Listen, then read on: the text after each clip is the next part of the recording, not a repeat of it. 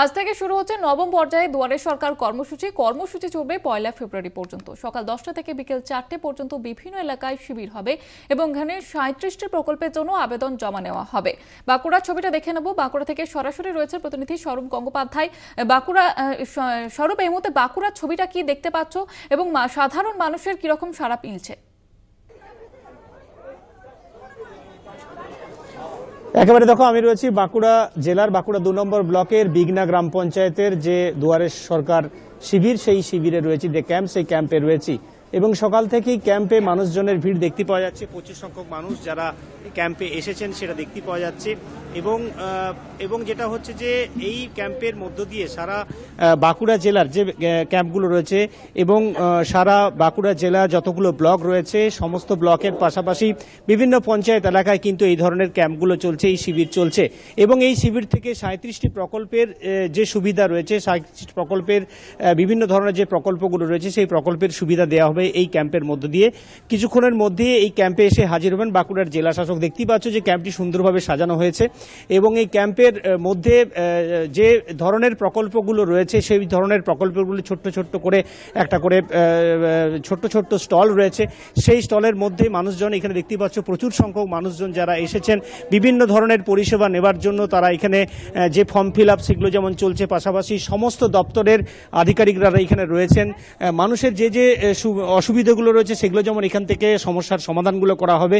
পাশাপাশি এই ক্যাম্পের মাধ্যমে যে 37টি যে প্রকল্প রয়েছে সেই 37টি প্রকল্পের সুবিধা যারা উপভোক্তারা পান সেই বিষয়টার দিকে কিন্তু এই ধরনের ক্যাম্পগুলো করা হয়েছে। আজ থেকে শুরু হচ্ছে ক্যাম্প, আগামী 1 তারিখ পর্যন্ত চলবে এমনটাই কিন্তু জানা গিয়েছে।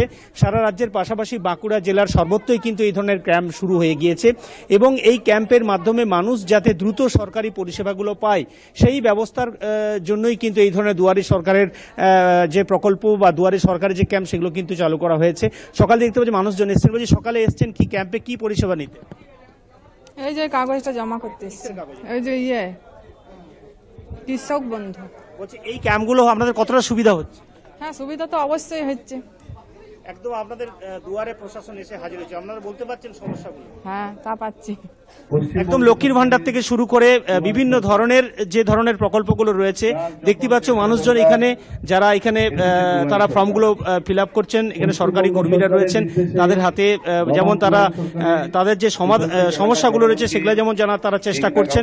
পাশাপাশি এখানে যে শিবিরগুলো রয়েছে, স্বাস্থ্য শিবির থেকে শুরু করে বিভিন্ন ধরনের এখানে দেখতে পাচ্ছ। আমি একটু এই কাউন্টার দিকে যাওয়ার চেষ্টা করব, যেখানে এখানে কি পরিষেবা নিতে এসছেন? রেশন কার্ড কি হয়েছে? নতুন রেশন কার্ড করা বলছি, আধিকারিক কথা বললেন? রেশন কার্ড করাতে বলছি, এই যে ক্যাম্পগুলো হচ্ছে আপনাদের কতটা সুবিধা হচ্ছে? আগে সুবিধা হচ্ছে, মানে একদম বাড়ির কাছে যে সুবিধাগুলো পাচ্ছেন এগুলো তো আগে ছিল না কখনো? না আগে থাকে না, এখন হলো। একদম মানুষজন যেটা বলতে চাইছেন, উপভোক্তারা তারা যারা এসেছেন এখানে বিভিন্ন ক্যাম্পে পরিষেবা নেবার জন্য, দেখতে পাচ্ছ যে ক্যাম্পের প্রত্যেকটি স্টলে কিন্তু প্রচুর সংখ্যক মানুষের ভিড় রয়েছে। এখানে জেলা শাসক হাজির হয়েছেন। আমি একটু জেলা শাসকের সাথে একদম সরাসরি কথা বলার চেষ্টা করব যে বাঁকুড়া জেলাতে কতগুলো ক্যাম্প রয়েছে, বাঁকুড়া জেলায় ক্যাম্পগুলোতে মানুষ কি কি ধরনের পরিষেবা পাচ্ছে। এখানে জেলা শাসক বাঁকুড়ার তিনি হাজির হয়েছেন। আমি একটু জাস্ট কথা বলবো এখানে জেলা শাসকের সাথে যে সারা জেলা জুড়ে এই ক্যাম্প চলছে, কতগুলো ক্যাম্প চলছে? সারা জেলা জুড়ে আমাদের এই 7 দিনে যে আমরা প্রোগ্রাম করেছি বাঁকুড়া জেলাতে প্রায় 4,500-এর বেশি 7 দিনের মধ্যে আমাদের জেলাতে সব ব্লক, গ্রাম পঞ্চায়েত, ওয়ার্ড কভার করে আমরা ক্যাম্প করব জেলাতে।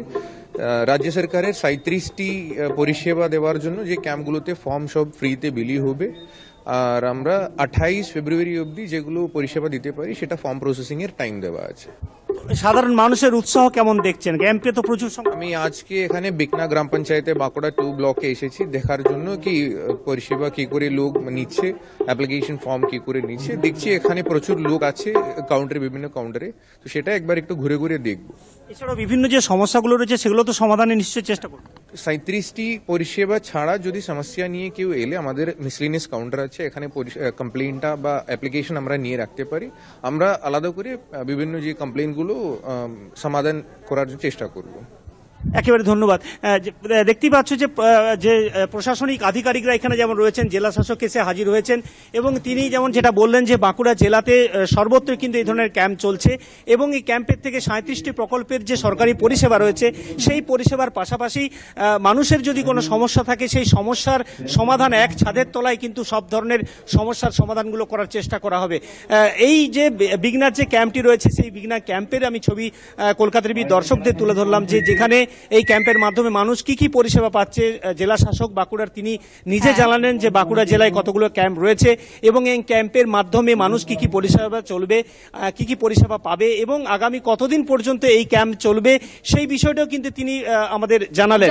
সব মিলিয়ে যেটা দেখা যাচ্ছে যে স্বরূপ, আমাদের সঙ্গে সরাসরি বাঁকুড়া থেকে ছিলেন প্রতিনিধি স্বরূপ গঙ্গোপাধ্যায়।